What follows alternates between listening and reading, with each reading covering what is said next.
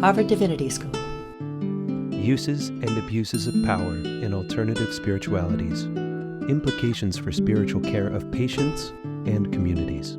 April 28, 2023. Perfect. All right.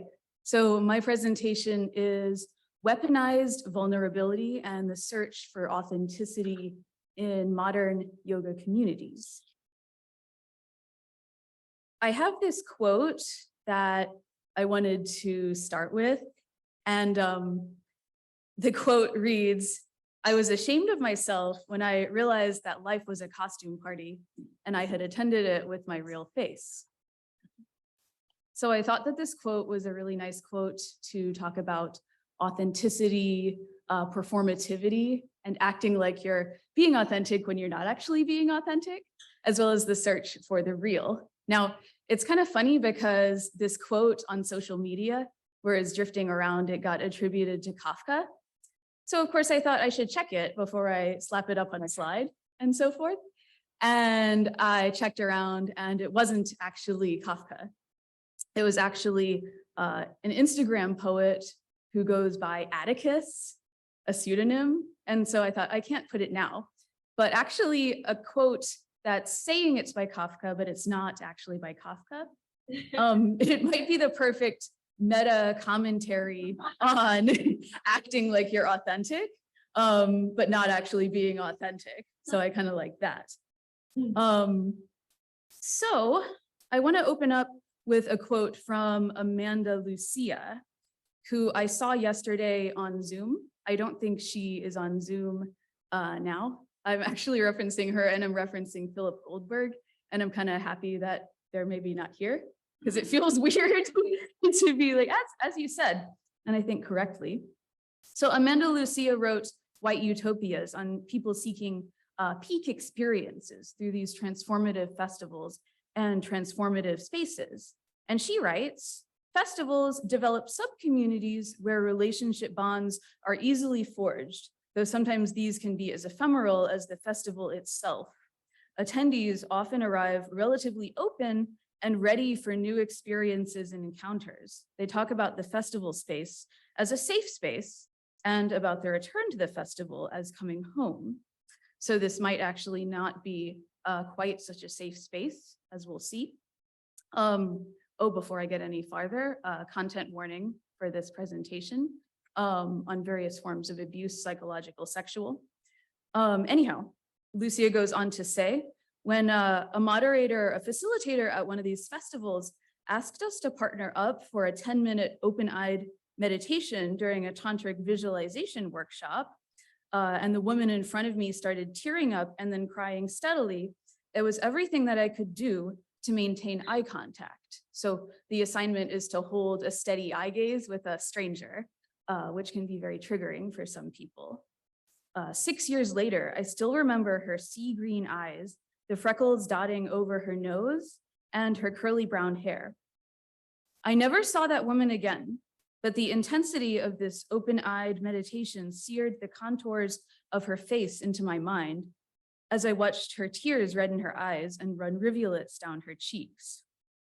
So we don't know how this woman was triggered, but she clearly felt either this experience was intense or it was unsafe in some way, and you don't really need like a clinical background to extrapolate how that might be. Other instances of uncomfortable connections, there's the same eye-gazing meditation or a variant of it in Kundalini Yoga to a little bit different end, but it also gets referenced there. At a Baptiste training that I'll talk about later on in this presentation, they did an invasive exercise called personal sharing that I'll reference a lot. So in a personal sharing in a yoga event or a yoga training, people will go around a circle and they'll talk about their deepest, darkest experiences. One participant later recounted that she had lived basically a happy and contented life, and she felt bad that she didn't have any worse trauma to recount. And in fact, she felt there was something wrong with her because she wanted to somehow participate in the trauma sharing and couldn't cough up anything egregious. A look at the schedule as another example of the popular yoga movement and healing arts festival in the DC area, Interfusion, which calls itself the primary indoor transformative festival of North America, shows offerings of partner yoga, acro yoga, conscious communication, contact improv, authentic relating, intimacy practices, conscious sexuality, nonverbal consent communication, intentional relationship modules, intimate massage, and a festival cuddle party. Several of the facilitators seem to have completed no kinds of clinical training, at least none that I could kind of ferret out from going through their bios and asking people who knew them. So a lot of these modalities seem to be like pretty intense. My intention is not to rag on Interfusion or any of these transformative festivals in particular, but just to point out that people are putting themselves into these vulnerable states, and they're often doing it sort of unknowingly. They're doing it without a lot of clinical guidance, and they may not even realize that they're putting themselves or being pressured into these states. So these communities, even temporary ones, have created this, what I've termed weaponized vulnerability. A lot of times when you think of vulnerability or authenticity, it's the opposite of something that could be weaponized.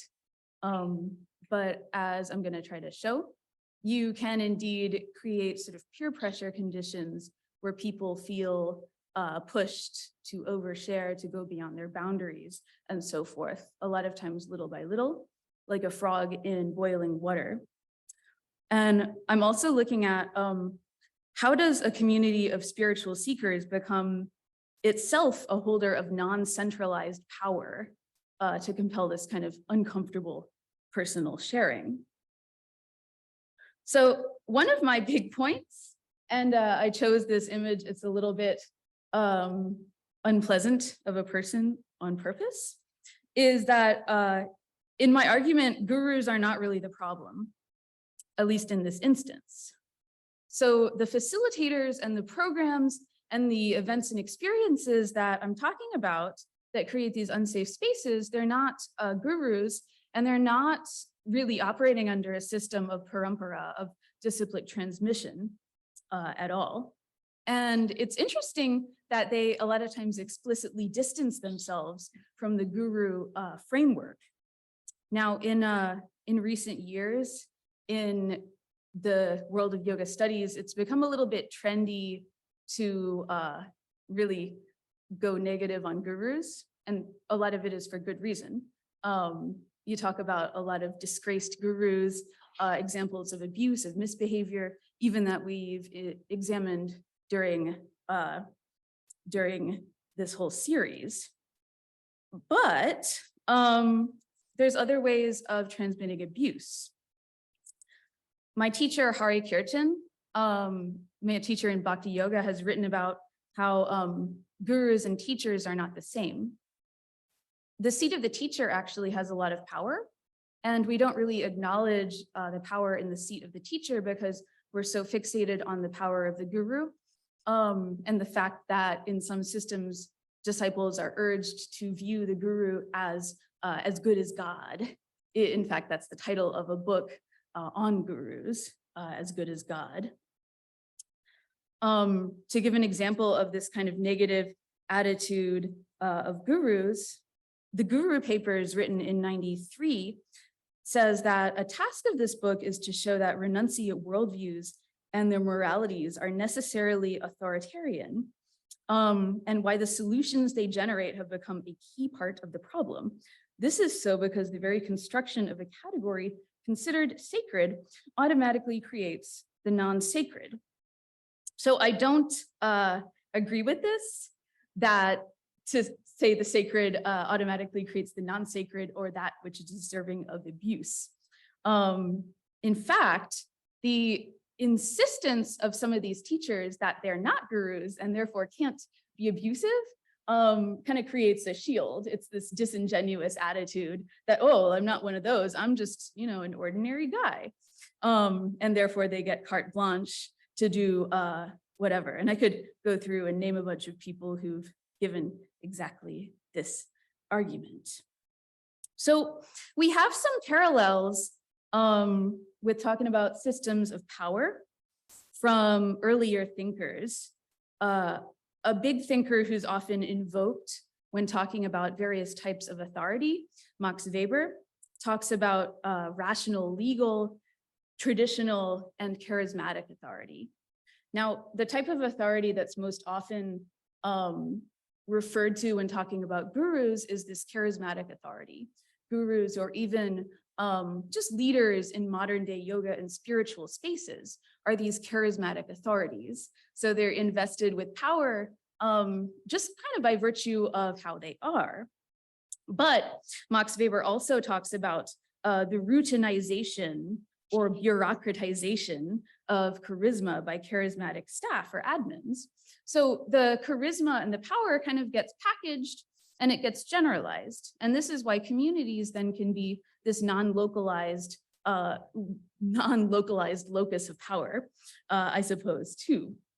For Durkheim, he talks about religious communities with a high degree of cohesion and control as giving participants a stronger sense of belonging.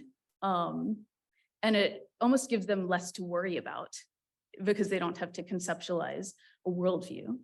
Now, for Durkheim, this had positives and negatives. And it's certainly been used by various thinkers to talk about spiritual communities as positive as negative. So another thinker who you can overlay on these modern day yoga communities is Benedict Anderson, okay? This quote, "A yoga practice is a carrier for the spiritual experiences of the teacher." Eddie Stern is an Ashtanga teacher. It was in a conversation with him that he said this, but systems like Ashtanga or Bikram or Baptiste are standardized, as y'all probably know. You practice the same series day in, day out. There's no variation. And Benedict Anderson similarly talks about the repeated ceremony of a bunch of people reading the newspaper every day in the morning, or at least they did at one point in time. For Benedict Anderson, this creates a sense of imagined community of all these people envisioning other people reading the newspaper. So in the same way, you could have a sense of imagined community of yoga practitioners imagining other practitioners practicing the same series, even though they don't personally know who these people are. And this could be used as a method of transmitting all kinds of community power. So this weaponized vulnerability, it doesn't come from gurus. So where does it come from? So one ancestor a little bit farther away, not really very far, because I'm talking about the modern day.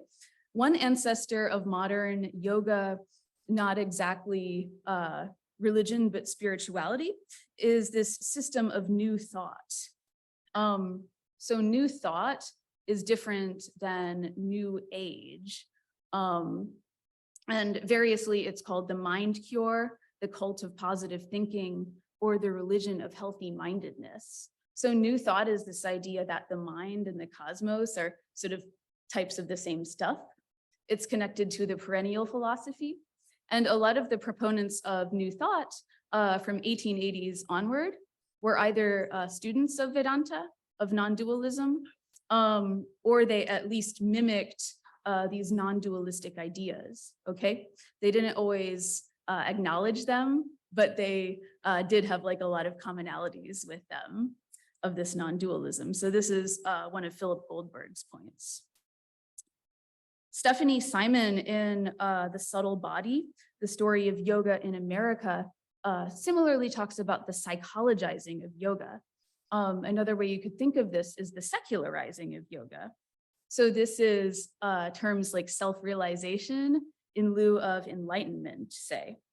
And a lot of times the lore of weaponized vulnerability is the promise of self-realization or secular prosperity rather than spiritual enlightenment.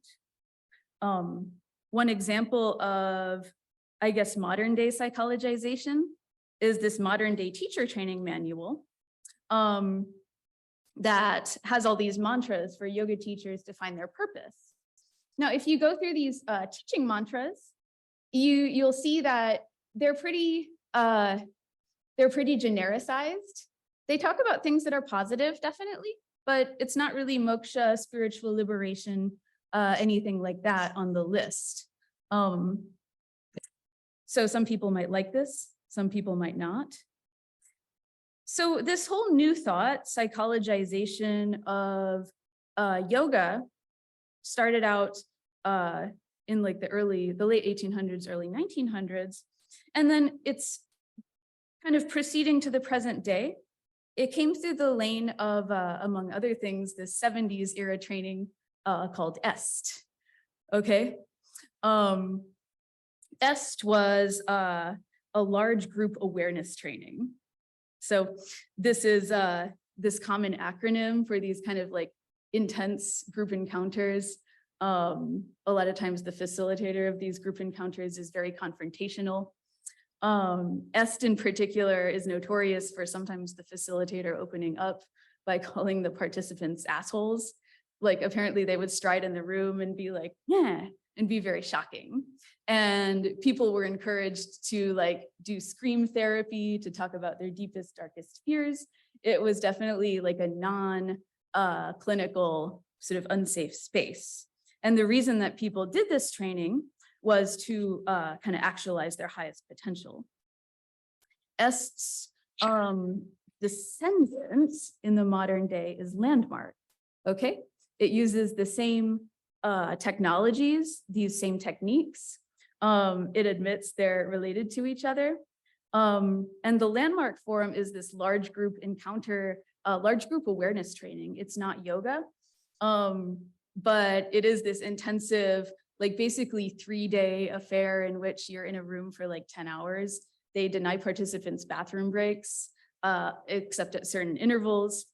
One of the techniques of Landmark is that participants of previous seminars who are already believers kind of get seeded into the crowd in order to tell their vulnerable stories, and then in turn inspire other people to be vulnerable. They'll tell something really dark, and that way everybody starts telling stuff, and this like kind of cements the group mentality. One of the goals of Landmark trainings is, of course, to sell more trainings, not just to help people actualize their potential. So Landmark is connected to yoga, among other things, by Lululemon for a long time being a proponent of it. So Lululemon has a little bit backed off on this, but in like the 2010s, that era, it urged many of its employees to go to Landmark Forum trainings, and had a lot of these kind of self-empowerment type ideas that basically the problem is not your external conditions, it's your own mindset. Lululemon was also known for criticizing sales associates who didn't sell enough, that they weren't being authentic in their method of communication. Not that they weren't selling, but that they weren't talking to the customer authentically. How am I doing for time? 5-ish? Okay, cool. I think 5-ish. Okay. So you have this kind of potent mix of a pretty hefty field of genericization of spiritual aspirations. And then in this mix, you have Brené Brown. So Brené Brown is pretty famous. In 2011, I believe she did this viral TED Talk in Houston on the power of vulnerability. Now, this is also not a critique of Brené Brown because she was pretty insistent that she's an academic and her findings are backed up by data. But yoga people really loved Brené Brown and they loved her message. And this emphasis on vulnerability got woven into a lot of yoga trainings pretty much immediately. Okay, if you just do a quick search, you can find a ton of yoga teachers and articles about Brene Brown and yoga and vulnerability. And Brene Brown is, well, correct, obviously, that vulnerability is essential for human connection, but also her message at the same time is perfectly harmoniously compatible with neoliberalism because it pushes back the responsibility for happiness onto the individual. It doesn't talk about larger systems or anything like that. So if you look around for yoga styles that promise personal transformation and authenticity rather than moksha, then a big candidate to look at is Baron Baptiste, okay, who teaches this vigorous style of power yoga. It's right in the title, Journey into Power. Baptiste talks a lot about how he is not a guru, and in fact, how he studied with all these gurus. He studied like more traditional lineages, but his is going to help you step into your power and actualize your full potential. In one of Baptiste's podcasts, he talks about if you feel a loss of power, it's probably because you're living inauthentically or behind a mask. So the problem isn't the system or your situation, it's that you're not being authentic. So people who stepped away from Baptiste talk about his trainings as explicitly a large group awareness training. And they say that the methods were pretty identical to Landmark. They say that Baptiste's trainings didn't talk about the sutras, they didn't talk about yoga philosophy, they didn't even talk about anatomy.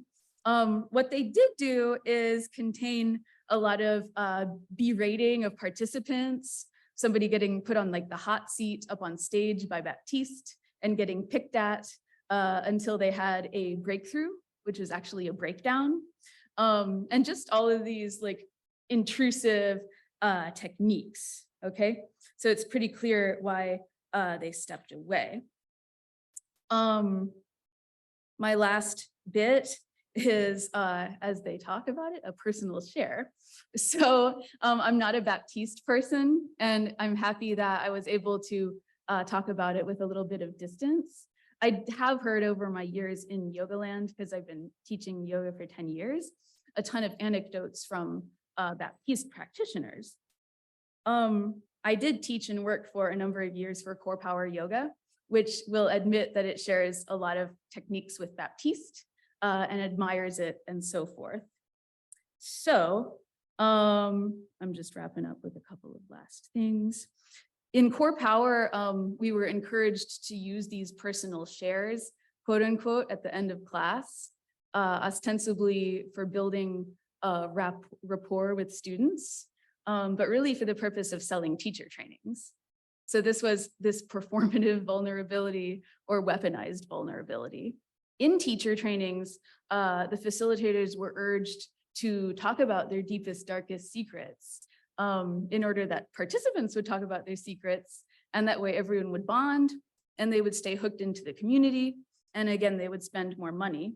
So it all is just like, really, it sounds like vulnerability in community, but it's kind of just capitalism. So in conclusion, I believe that in the hands of the wrong teachers or the wrong community, the insistence that all you need to do to live your best life is be authentic and vulnerable, I believe that that worldview can be as dangerous as any formalized system of guru authority. Thank you. Sponsored by the Program for the Evolution of Spirituality. Copyright 2023, President and Fellows of Harvard College.